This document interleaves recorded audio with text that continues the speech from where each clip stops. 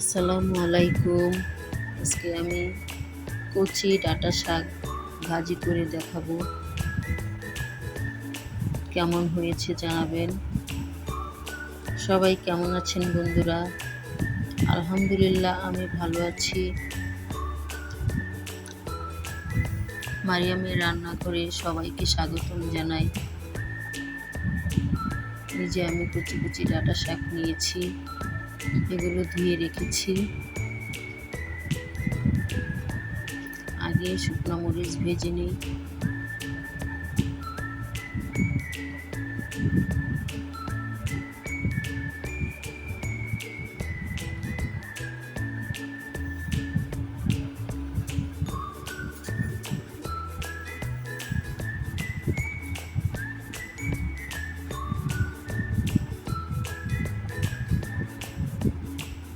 ভাজা হয়ে গেল শুকনো মরিচগুলো, এখন উঠিয়ে রাখবো।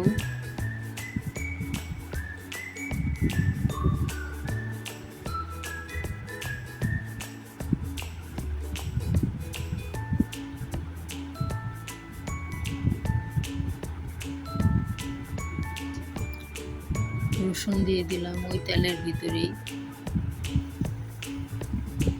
পেঁয়াজ দিয়ে দিলাম। এখন সবগুলো একসাথে ভেজে নিব। এই শাক ভাজিতে আমি কোনো কাঁচামরিচ দিব না।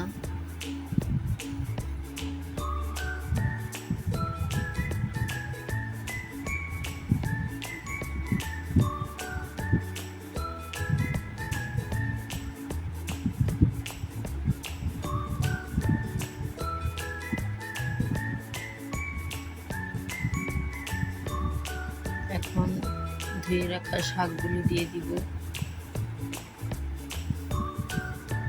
দিলাম।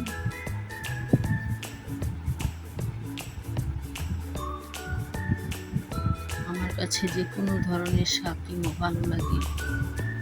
আমি সব ধরনের শাক খেতে পছন্দ করি। ঢাকনা দিয়ে ঢেকে দিলাম।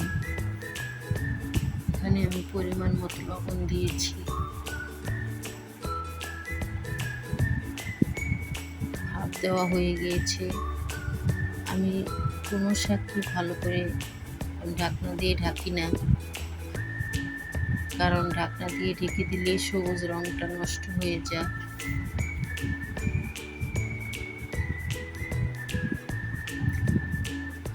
প্রথমে অল্প একটু ঢেকে দিই, তারপর আর ঢাকবো না। শাক সবুজ সবুজ না থাকলে ভালো লাগে না।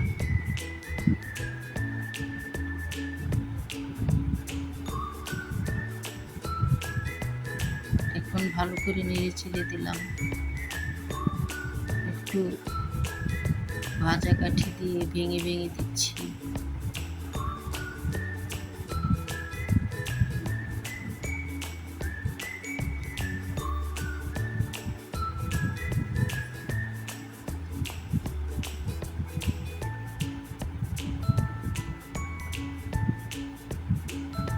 এখন যে আগে ভিজিয়ে রেখেছিলাম মরিচগুলো, সেগুলো ভালো করে হাত দিয়ে ভেঙে নেব, গুঁড়া গুঁড়া করে নেব।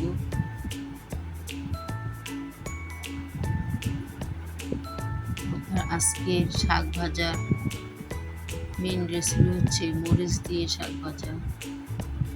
এই মরিচগুলো আমি শাকের উপর ছিটিয়ে দেব।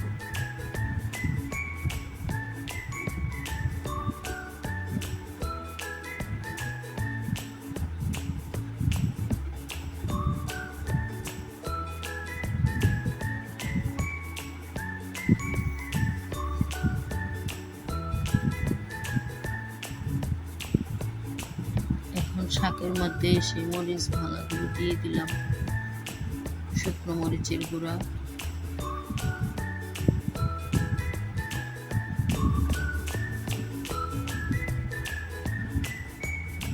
একটু মরিচগুলো ভালো করে শাকে মিশিয়ে নেব।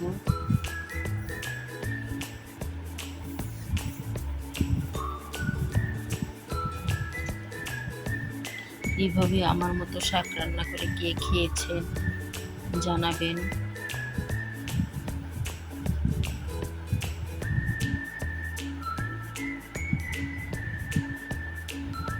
রেসিপিটি যদি ভালো লেগে থাকে তাহলে একটা লাইক করে, কমেন্ট করে, শেয়ার করে দিবেন।